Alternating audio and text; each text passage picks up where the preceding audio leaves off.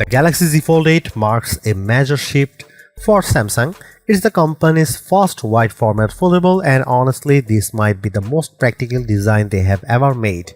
You are getting something that feels noticeably lighter and more compact in your pocket, but when you unfold it, you still have that large immersive 7.6-inch display that's bright, sharp and ideal for content consumption.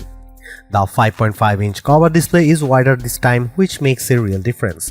It's far more comfortable for everyday tasks, whether that's scrolling TikTok, replying to messages, or typing with two hands without feeling cramped.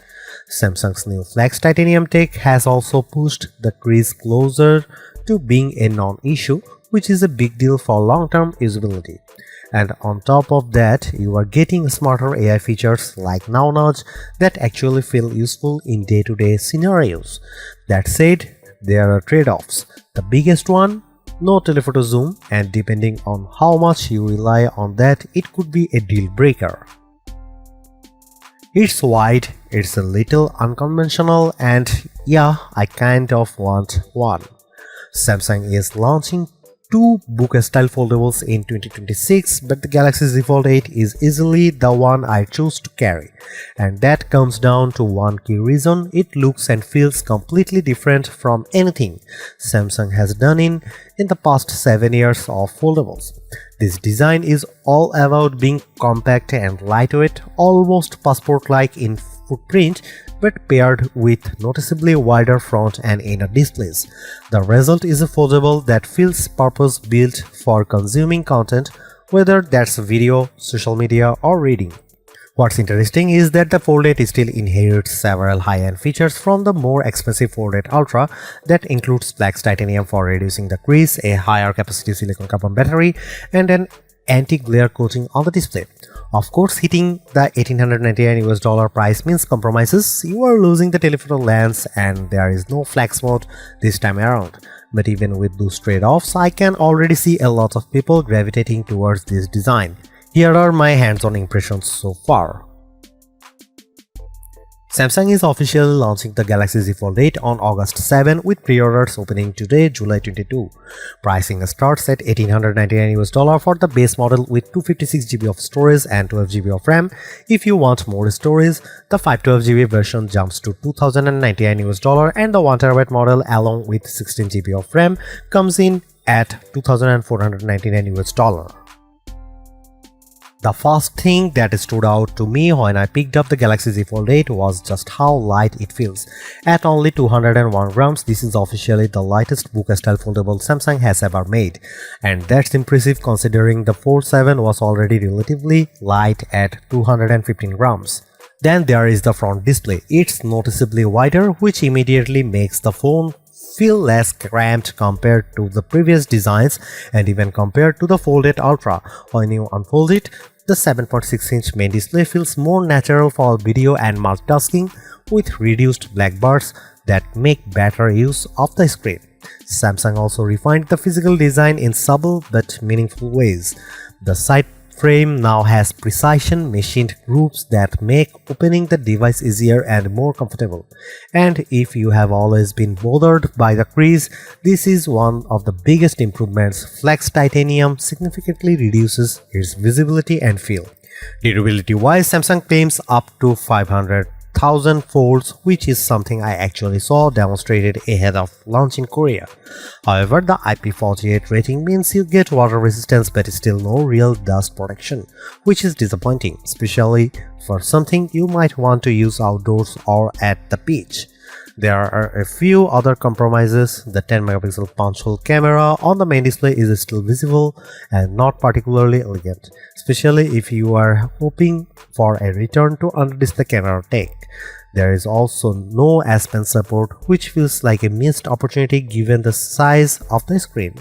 In terms of dimensions, it's slightly thicker than the Fold 8 Ultra when unfolded, but it never feels bulky. And when it comes to colors, lavender stands out the most alongside graphite cream and an online exclusive pistachio option. It's worth noting Samsung isn't the first to try a white foldable design. Huawei has done something similar, but that device is heavier, thicker, and not available in the US, which makes Samsung's approach more relevant here. The cover display comes in at 5.5 inches, which might sound small on paper, but because of the wider 10:16 aspect ratio, it feels far more usable than previous Fold models. Typing is easier and content feels less compressed. Unfold it and you get a 7.6-inch main display with a 4:3 aspect ratio. This is a much better fit for video compared to the more square layouts we have seen before. You still get black bars, but they are less distracting overall. Rotate the device and that 3:4 layout works really well for browsing websites or reading ebooks. It's a surprisingly versatile screen. One issue I noticed is the keyboard. It still takes up a large portion of the screen, which can interrupt the experience when typing. Brightness is another big upgrade. The Fold 8 reaches up to 3000 nits, making it the brightest display Samsung has put on a phone so far. In fact, during my testing, I had to lower the brightness just to properly capture footage. Samsung also added an anti-glare coating, which should significantly improve outdoor visibility in direct sunlight. One thing missing, though, is the privacy display feature from the S26 Ultra series, which would have been a nice addition for protecting on-screen content in public. This is where the compromises become very clear. The Galaxy Z Fold 8 only has two rear cameras, a 50-megapixel main sensor and a 50-megapixel ultra-wide. There is no telephoto lens, which means no optical zoom. If you can live without that, the overall camera performance should still be solid. Samsung has focused heavily on improving low-light performance with its nightography enhancements. From my testing, photos looked brighter compared to the Fold 7, although I didn't notice a major leap in detail. There are some interesting additions on the video side. Dual recording lets you capture footage using both front and rear cameras simultaneously with previews on both displays. It's a flexible setup that opens up creative possibilities. The standout feature, though, is AI-driven. It's called My Fan Cam. You select a subject and the phone automatically tracks and reframes them throughout the video. I tested it and it works surprisingly well. It's one of those features that feels genuinely useful rather than gimmicky. One of the most practical AI features here is Now Nudge. It's designed specifically for multitasking on a foldable. For example, if you get a message about planning dinner, the phone might suggest opening your calendar, and when you tap it, it launches in split screen automatically.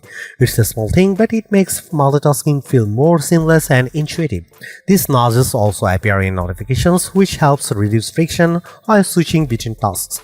Samsung is also pushing deeper integration with Gemini for automation. If you are doing something like booking a trip, Gemini can handle most of the process in a pop-up window, and you can jump in whenever you want to finalize things. That said, not everything is fully optimized yet.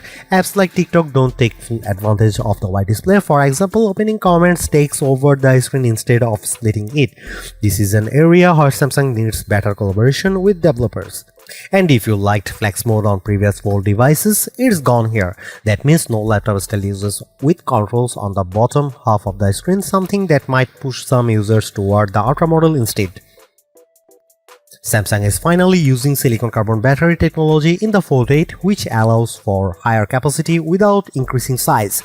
You are getting a 4800 mAh battery, up from 4400 mAh in the Fold 7 despite the more compact design. Charging speeds have also improved. Wired charging jumps to 45 watt, which should get you to around 69% in 30 minutes. Wireless charging increases to 20 watt as well. However, there is still no built-in magnetic system like MagSafe. You'll need a compatible case for that, which feels like a missed opportunity.